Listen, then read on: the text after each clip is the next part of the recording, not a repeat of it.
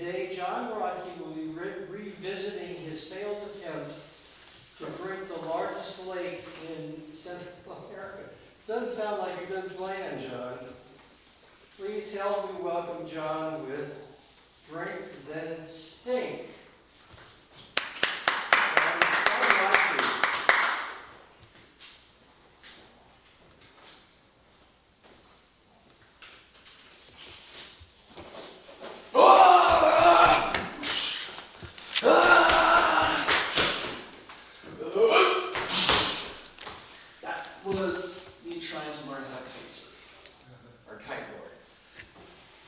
Kiteboarding is the sport where you harness the wind to allow yourself to be propelled over the water.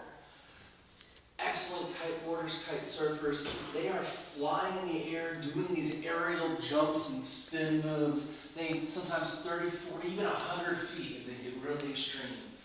I wanted to do this, so I was in 7th grade.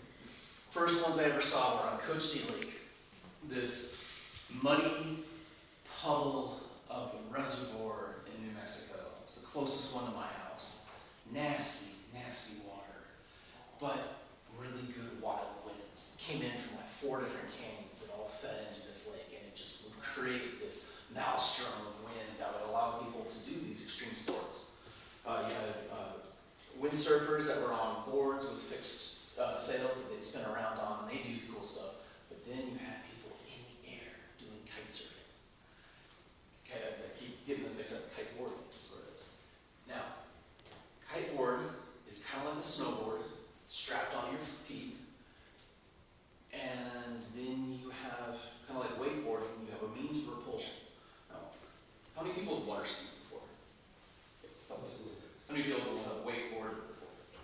So, one. So, water skiing, you have 2 skis, you have a tow rope, and you're getting pulled behind. Wakeboarding, same thing, you're on like a snowboard, so you're kind of sideways. You can kind of work your way either way. On a kite surfing board, it's the same idea as that, except for you're having a kite in the air pull you along. You're in control of that kite. Sort of. I tried to do. Now, it's a very counterintuitive sport, because usually when you're being pulled behind a boat, you've got to pull really hard and hold on to that rope. When you're being pulled by the kite, the more you pull, the more power you get into the kite.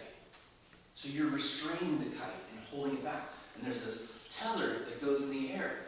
And if you pull on the tether, your kite's going to get powered up and give you more force so that you can launch in the air and do cool stuff.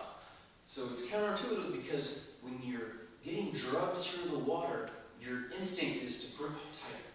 And instead of kiteboarding, you need to relax.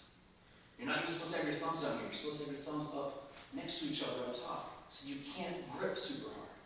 Because you want to have this fine-tuned finesse. Because all you need to do is do this little bit, and this 10-meter, 30-foot wide kite will dip and slam down into the water if you're not careful. So you're doing these fine-tuned little adjustments while you're getting drawn along. And you're trying to get your feet underneath you, you're trying to stay balanced, you're trying not to run into anybody else, you're trying to figure out where the wind's coming from so you don't get slammed into shore. And there's just a lot of things going on at once. So I'm down in Nicaragua on this little island called Ometepe in the middle of this giant lake, freshwater lake. And I had the opportunity to go learn how to do this thing I've been wanting to do for almost 30 years. So, took the chance. First day, I'm partnered up with my dad, with an instructor. My brother and his wife are partnered up with a different instructor. And we're learning the basics. The basics are to get this training kite. It's only 5 meters wide, so 15-foot kite. And this one, you don't have a harness for. Instead, you're just holding onto the kite. So it's that counterintuitive thing where you let it go, it's going to fly, and it will pick you up off the ground. And Aurora, my sister-in-law, got picked up like 10 feet off the ground by the trainer kite. She weighs like 110 pounds, not a lot of weight. And I look out the front of my head and I see her fly in the air from the land. And I'm like, okay, this is getting interesting. So we're holding on, we're doing fine, and then we shift to the full-size kite.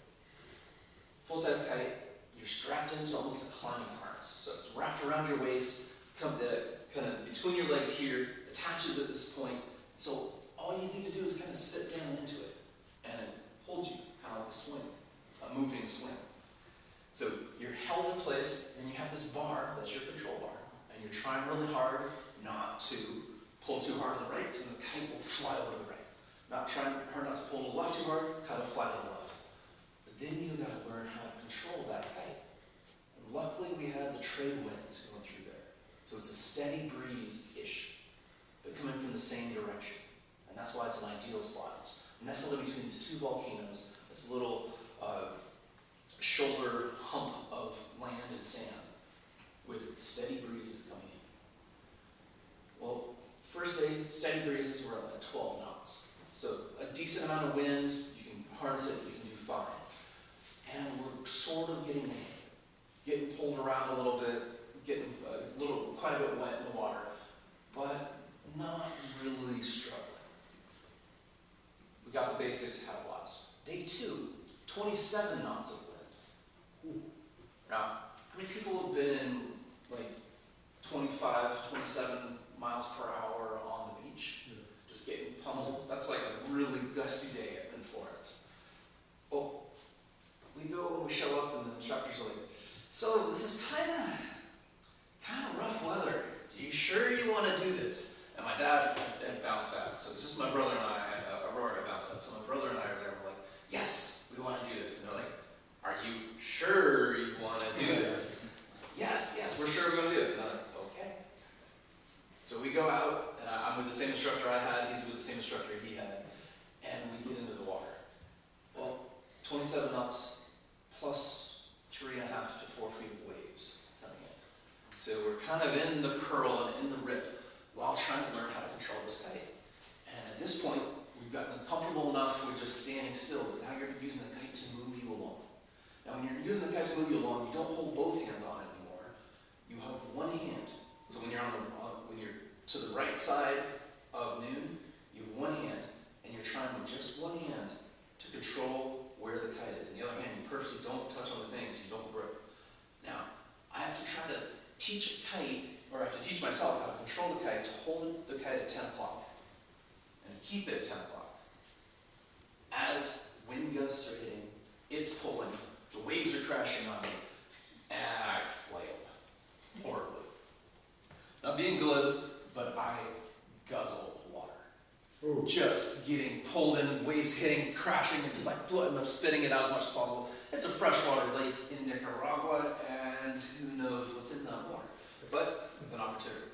So we're doing this, and then the instructor's like, okay, you're getting the hang of keeping the kite in the right position. Now, we're going to find a way to tack upwind. Now, how many people have sailed in here? A couple of people. So when you're going against the wind and sailing, you are tacking into the wind. So the breeze is coming from Joel and a nice yellow light there. So I have to come across the wind and have the sail help pull me up, and then I have to tack, and I have to go back across and have the sail help pull me upwind. So you're going in this zigzag fashion to work your way towards a point. You're going against the wind.